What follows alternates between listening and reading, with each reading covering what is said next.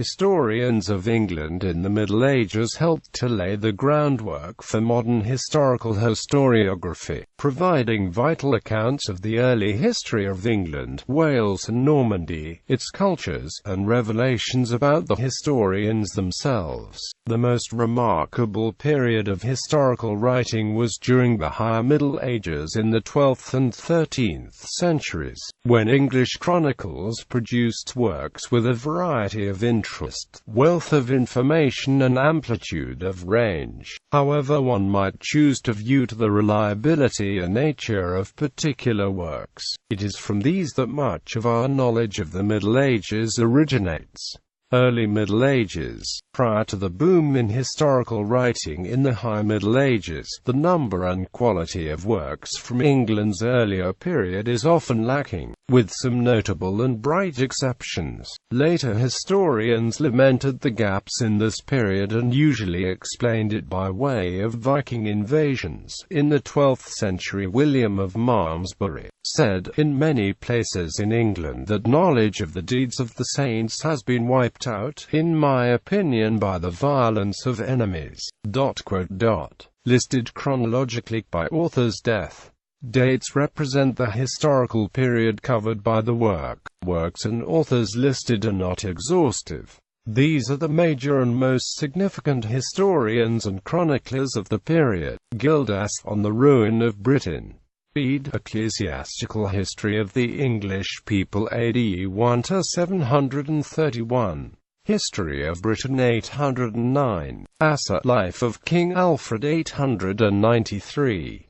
Anne Alcambrai, Annals of Wales 447 to 954. Ethelweard, Chronicle AD 1 to 975. High Middle Ages. The High Middle Ages were a golden period for historical writing in England. The craft of history was not a professional subject taught in school, such as the scholastic subjects of logic, theology, law and natural science, but rather something practiced by well-educated men of learning, not subjected to the process of systems and procedures of academia. It was a realm for educated men in monasteries and the courts of kings, bishops and barons, who had the time and position and particular talents to pursue it. As a result, the quality and variety of the histories from this period are highly variable, with some entertaining and appealing examples. Numerous chroniclers prepared detailed accounts of recent history. King Alfred the Great commissioned the Anglo-Saxon Chronicle in 893, and similar chronicles were prepared throughout the Middle Ages. The most famous production is by a transplanted Frenchman, Jean Froissart. His Froissart's Chronicles,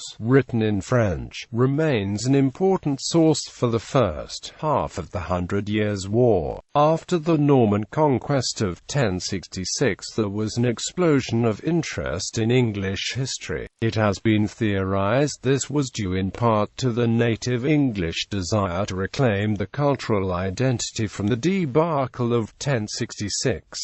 As well, the new Norman rulers were interested in discovering who it was they had reigned over, which fueled demand for legends of England's early kings, such as Geoffrey's King Arthur. Characteristics. The works of this period are often categorized by chronicles and by literary histories. Chroniclers recorded events and dates of events with little prose or expansion. For example, the Winchcombe Annals by a 12th century monk wrote one paragraph for each year, no matter how much a little happened, with one sentence for each event in that year. In this way, chronicles would often give as much or more attention to things of little importance as those things of greater importance. Unlike chronicles, the literary histories could be classified along with other forms of medieval literature. Indeed, entertainment was considered a legitimate function of historical writing. writing. Historical accounts of battles often included long and entirely invented speeches from leaders.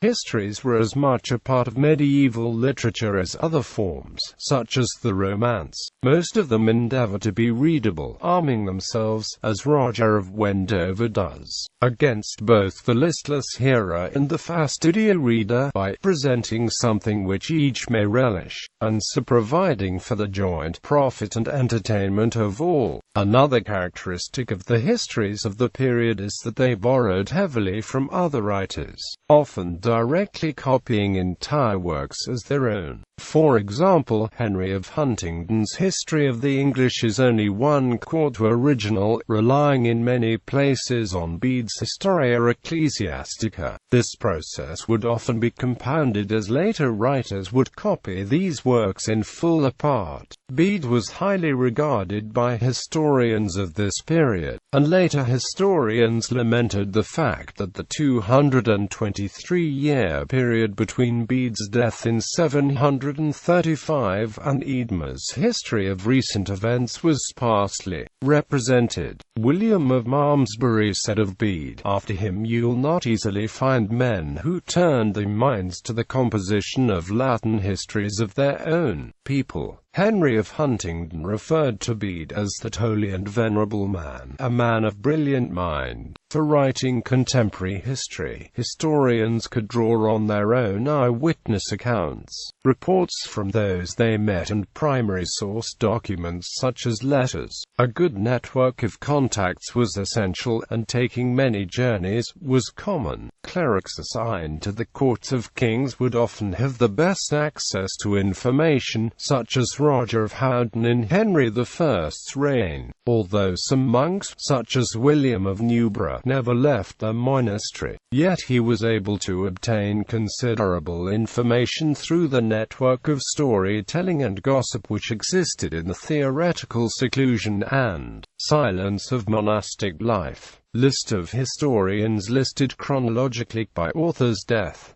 Dates represent the historical period covered by the work. Works and authors listed are not exhaustive. These are the major and most significant historians and chroniclers of the period. Eadmer, History of Recent Events 960-1109. John of Worcester, Chronicon ex Chronicize 1-1140. William of Malmesbury, Deeds of the English Kings, chapters 449-1120. Simeon of Durham, History of the Kings, chapters 616-1129. Henry of Huntingdon, History of the English, 55 BC to 1129. Alfred of Beverley, Annalsive Historia Digestis Regum Britanniae 1-1129. Orderic Vitalis, Ecclesiastical History 1-1141. Anglo-Saxon Chronicle 1-1154.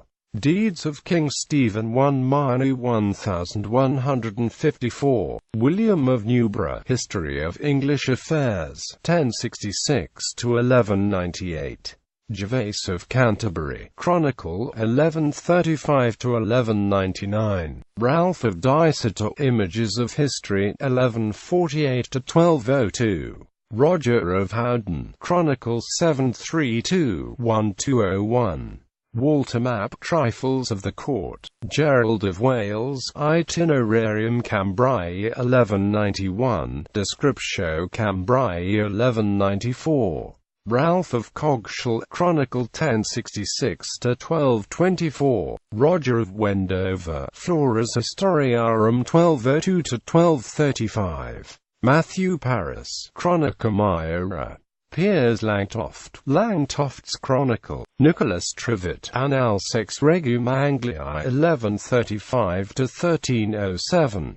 Robert Manning, Chronicle. Geoffrey of Monmouth. Geoffrey of Monmouth is singled out from the list because, on the one hand, he was one of the most popular historians in England of this period. On the other hand, His Historia Regum Britanniae was considered almost entirely fiction and was not considered authentic history by some other contemporary historians. Kings of Britain covers the legend of King Arthur as well as other Welsh legends of the early period of England, and was presented, and often accepted, as actual English history. It was extremely popular, but other contemporary historians, interested in impartiality and truth, were highly critical of Geoffrey. William of Newburgh devotes an extended section of the preface of Historia to discredit Geoffrey, saying that one point only a person ignorant of ancient history would have any doubt about how shamelessly and impudently he lies in almost everything.